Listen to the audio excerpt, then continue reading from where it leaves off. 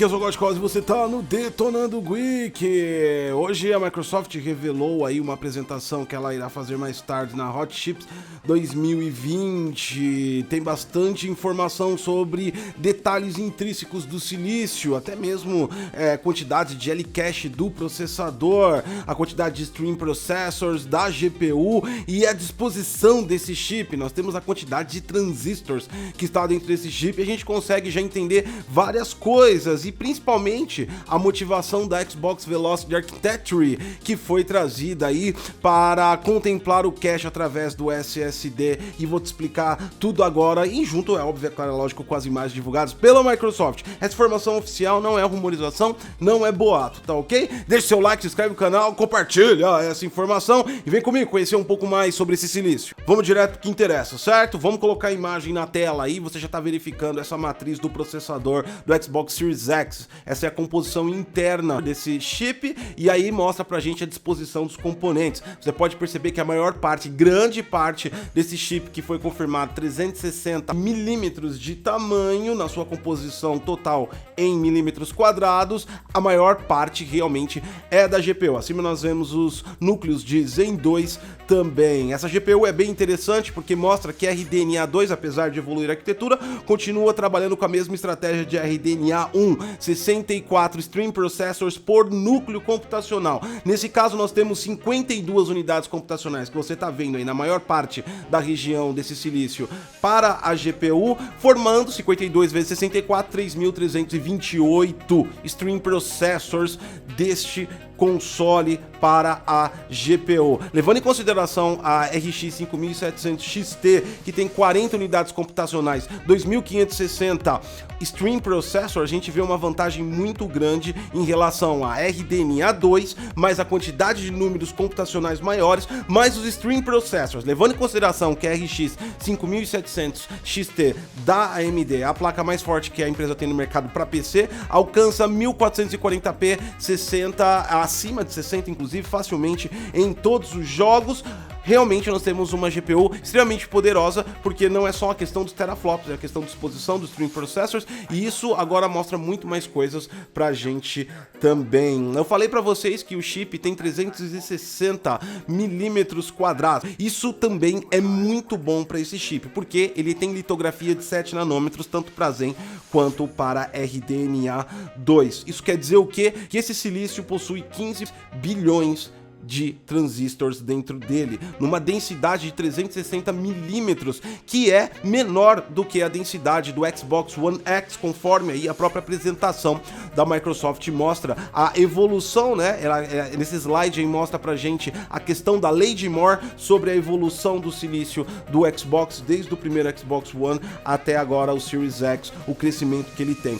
Isso quer dizer o quê? Agora voltando pra mim, tirando um pouco da imagem, que a gente já vai voltar pra ela daqui a pouco. Isso quer dizer que nós temos 2,5 vezes a quantidade de transistors do Xbox One X, que era um pouco mais de 6 bilhões, agora nós temos 15 dentro de uma densidade menor, ou seja, os transistores estão muito mais em quantidade e mais próximos. Isso quer dizer que a gente deve ter aí nesse console um PPW muito bem aproveitado. Isso quer dizer o quê? Que a cada entrada de elétron dentro desse silício, ele vai ter muito mais aproveitamento desse watt que ele consome. Por quê? Porque os transistores, além da quantidade maior, capacidade maior de processamento, eles também estão mais unidos e a gente evita o vazamento de elétrons, o desperdício de watt, e também a proximidade dele aumenta a performance, o que deve apontar pra gente um excelente IPC, instruções por clock também desse processador. Como nós vemos com essas condições de litografia e nessa quantidade bilionária de transistors, a gente deve ter um rendimento por clock muito bom também. Outra coisa que foi mostrado desse silício é em relação ao Zen 2. Agora a gente pode definir que ele se aproxima a uma performance de saída de um Ryzen 7 3700 Pro até um 3700X. Eu falo até porque ele deve ser o intermediário entre os dois, porque as quantidades de L-cache dele diminuem um pouco, e é claro, é óbvio, é lógico, o clock dele é controlado em 3.8 com SMT desativado e 3.6 com SMT ativado, não alcançando o boost também. Dado isso, levando em consideração consideração essa capacidade de PPW e também o IPC mais efetivo, agora a gente sabe que o que a Microsoft falou sobre também a questão de temperatura e como é que ela faz para dissipar as PCBs e esse chip com apenas um fan que o Xbox Series X possui, agora fica mais plausível. Por quê? Porque a gente sabe que o consumo de energia aproveitável também gera menor calor no silício. Isso quer dizer o quê? A refrigeração pode ser mais efetiva e aquela estratégia que ela adotou de PCBs com uma placa de divisão central com dissipação realmente deve beneficiar. A gente já começa a ver os conceitos de arquitetura da engenharia mecânica na parte da montagem, junto com a engenharia eletrônica da parte do silício e a personalização que foi feita nesse silício justamente para compilar exatamente junto com aquela solução de engenharia de disposição de componentes. Ou seja, a gente começa a ver uma coisa bem legal olhando essas imagens que a Microsoft disponibilizou, como é o conceito de construção real de um console. Outra informação importante que, voltando àquele slide, nós temos também, esse é um ponto de atenção para a nova geração, que aponta também que apesar da evolução de transistores e também a evolução de litografia e também a evolução de densidade com a litografia e a quantidade de transistores é muito boa do ponto de vista lei de Moore evolução, o custo ficou significativamente maior com a litografia de 7 nanômetros. Um wafer, né, de litografia 7 nanômetros tem um preço muito mais caro do que um de 12 nanômetros, por exemplo, e isso pode impactar um pouco nos preços finais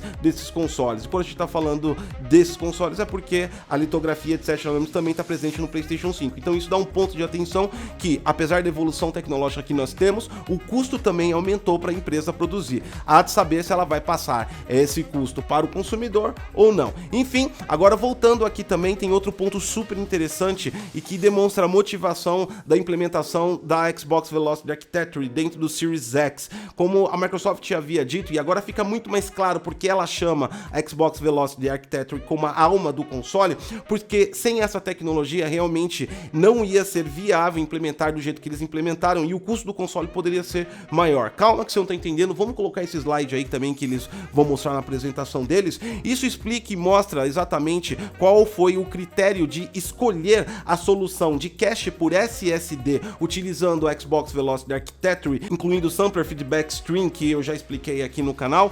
Essa é realmente uma decisão muito importante. Se a gente perceber, a relação de queda de preço da DRAM é inferior à queda de preço dos NAND flashes que são utilizados no SSD NVMe. Dessa forma, foi uma decisão não só tecnológica, mas foi uma decisão também de planning de negócio relacionada ao custo-benefício de um console, que é o que? Utilizar uma memória mais barata para apoiar o recurso do console e deixando a memória mais cara para a parte da performance. Então, por isso que nós temos o cache aí do SSD. Isso mostra também como a nova geração, o porquê que ela se empenhou tanto em colocar SSDs, e a solução de SSDs é tão falada e tem muita gente que não entende porque SSD já é uma coisa comum, mas por quê? Qual é a importância real? Nós vimos agora a importância real, porque esse índice mostra pra gente que o preço iria ficar muito caro. Isso também, de modo macro, acaba se aplicando à própria solução da Sony do PlayStation 5 também, e mostra pra gente uma realidade baseada no custo. Ele também mostra uma coisa que é dúvida de todo mundo em relação a PC, o tanto que vai ser obrigatório utilizar o SSD. Olhando por esse prisma agora da motivação para utilizar um SSD baseada no preço, a gente não acredita que os desenvolvedores vão começar a utilizar o SSD obrigando no PC. Provavelmente não, por quê? Porque o SSD no console, para o consumidor e para a feature de marketing, é claro, é lógico, é velocidade, mas para a definição de arquitetura de funcionamento do console, ele virou uma peça fundamental para economia de custo, para gerar ainda um equipamento poderoso e com custo-benefício atraente, do jeito que as pessoas gostam no console, é claro, é óbvio, é lógico. Ok, então, agora a gente já viu aí bastante coisa, vamos pegar aquela imagem do silício da matriz e eles disponibilizaram uma imagem mais legal, mostrando o fluxo e a ligação dos componentes. Esse diagrama que você tá vendo aí mostra do lado esquerdo a disponibilidade dos cores do Gen 2, 8 núcleos de 16 threads, já mostra também a utilização dos L-caches nesse processador, esse L-cache também que deve ser muito utilizado por conta da questão do SSD, ou seja, ele vai ter que armazenar bastante coisa nesse L-cache para que ele não tenha que fazer requisições para memória e isso deixaria mais lento o processamento. Então ele deve ser muito bem utilizado dentro dessa composição de Xbox Velocity Architecture e também da composição de GPU e SSD. Um hub de mídia, um hub do sistema que nós temos aí também. Isso dá a entender que provavelmente na parte de sistema operacional do Xbox Series X ele deve ainda continuar se comportando como é no Xbox One. Se você não sabe, o Xbox One trabalha com 3 sistemas de virtualização.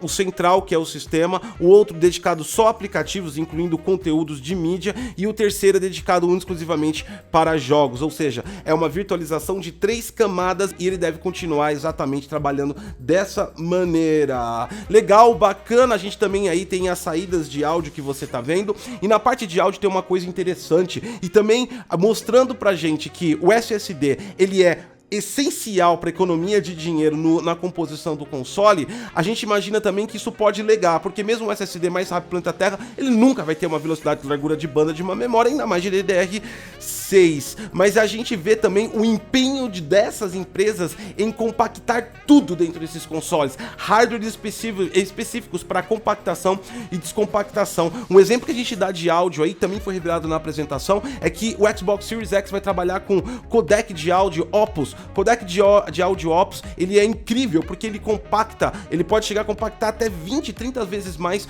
do que um objeto MP3, sem perder a qualidade. E isso não é só para o áudio, isso é tudo dentro desses consoles novos, ou seja, compactar, porque nós vamos utilizar o SSD como cache e também como vazão de informação para esse processador e também para essa GPU, economizando a memória. Então nós temos que diminuir o peso de transporte, utilizando o PCI Express 4 e também fazendo a mágica acontecer com compactação e descompactação. Começa a ficar tudo mais claro agora quando a gente olha esses mapas de silício, esses diagramas que mostram pra gente qual era realmente o foco da indústria de consoles para a próxima geração.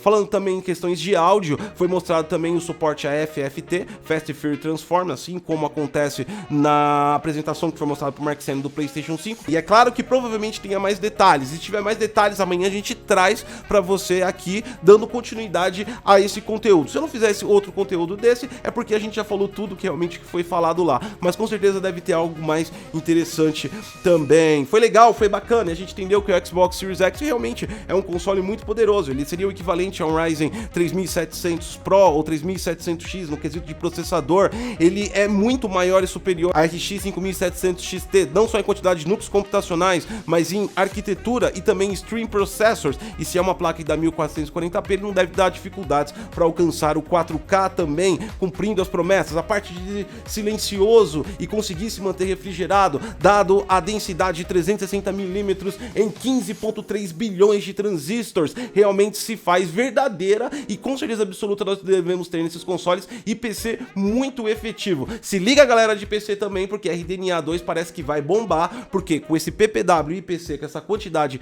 na litografia 7 nanômetros, deve conseguir fazer resultados muito melhores do que a AMD apresentou até agora em relação à GPU. Legal, bacana, né? E é tudo isso que sabemos por enquanto sobre o Series X e a parte mais íntima do seu silício. Deixa o seu like, se inscreve no canal, compartilha essa informação. Eu sou o Gotcos e até a próxima.